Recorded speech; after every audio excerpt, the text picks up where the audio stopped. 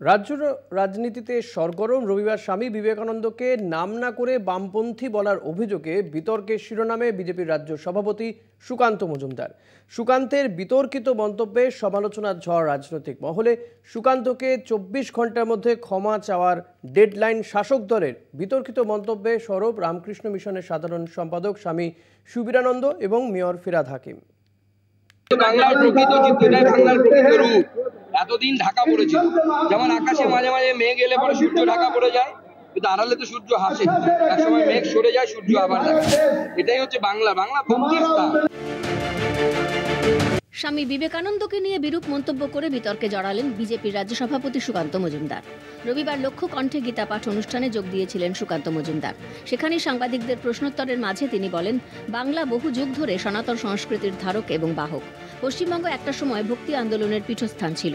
এরপরে তিনি বলেন, মাঝে বাংলায় কিছুটা বিচ্যুতি হয়েছিল বামপন্থীদের ধারা। এখানে দেখতে পাচ্ছেন অল্প বিদ্যা ভয়ঙ্করী। গীতা পাঠের থেকে ফুটবল খেলা ভালো যারা বলছেন তারা বামপন্থী প্রোডাক্ট। সুকান্ত মজুমদারের এই মন্তব্যের পরেই শুরু হয় বিতর্ক। প্রসঙ্গত, স্বামী বিবেকানন্দের অজস্র বাণীর মধ্যে অন্যতম হল গীতা পাঠ অপেক্ষা ফুটবল খেলা উত্তম। সেক্ষেত্রে স্বামীজির এই বাণী নিয়েই সুকান্ত সমালোচনা করেন বলে মনে করা হচ্ছে। একটাই কথা, যে স্বামী বিবেকানন্দ বা যে কোনো মহাপুরুষের কথা যদি অনুধাবন করতে হয়, অনুভব করতে হয়, অর্থ বুঝতে হয়, তার জন্য চিন্তন প্রয়োজন।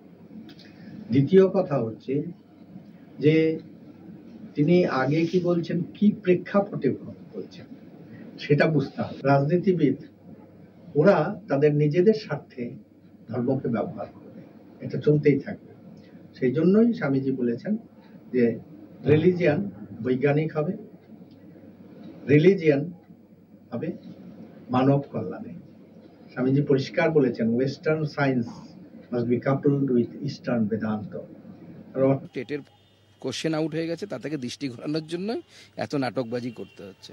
আমি কালকেও যা বলেছিলাম, আজকেও তাই বলছি। আমার বক্তব্যটা যেটা এবিপি আনন্দ থেকে ওরা কেটে দিয়েছেন, সেখানে পরিষ্কার বলা আছে, এখন যারা বলছেন, এখন বিবেকানন্দ তো নেই, যারা মানে তো একজন ব্যক্তি নয়, বিবেকানন্দের বাণীটাকে যারা বিকৃত করে প্রকাশ করছেন। এবং এখনও আমি বলছি, অল্পবিদ্যা ভয়ঙ্করী তৃণমূল কংগ্রেসের নেতারা শুধু ওই দুটো লাইন পড়েছেন, আগে পিছের লাইনগুলো পড়েননি।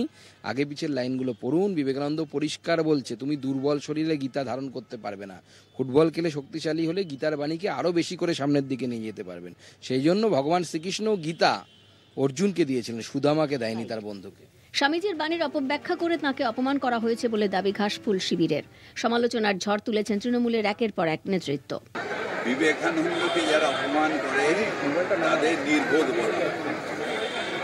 আমি এইটুকুই প্রার্থনা করতে পারি, ভগবান ওরা কি বলছে নিজেরাই জানে না, ওদের ক্ষমা করে। কিন্তু হিন্দুরাও গীতা পাঠ করতে পারে, এটা তো ওরা কল্পনা করতে পারেননি। যখন প্রায় 1.5 লক্ষ লোক ওখানে একত্রিত হলেন, তখন ওদের মাথার ঘাম এখন পায়ে পড়ছে। কি করবেন বুঝতে পারছেন না, উল্টাপাল্টা বলছেন। রবীন্দ্রনাথকেও আরএসএস বিজেপি পছন্দ করে না। কে কাকে পছন্দ করে না করে সেটা উনি বলে দেবেন নাকি? রবীন্দ্রনাথকে নিয়ে কি ওনাকে ঠিকা নিয়ে নিচ্ছে নাকি? রবীন্দ্রনাথকে নিয়ে রবীন্দ্রনাথ কারো একার নাকি? বাপের সম্পত্তি নাকি? রবীন্দ্রনাথ সবাই তাকে তার মতো করেই মানে।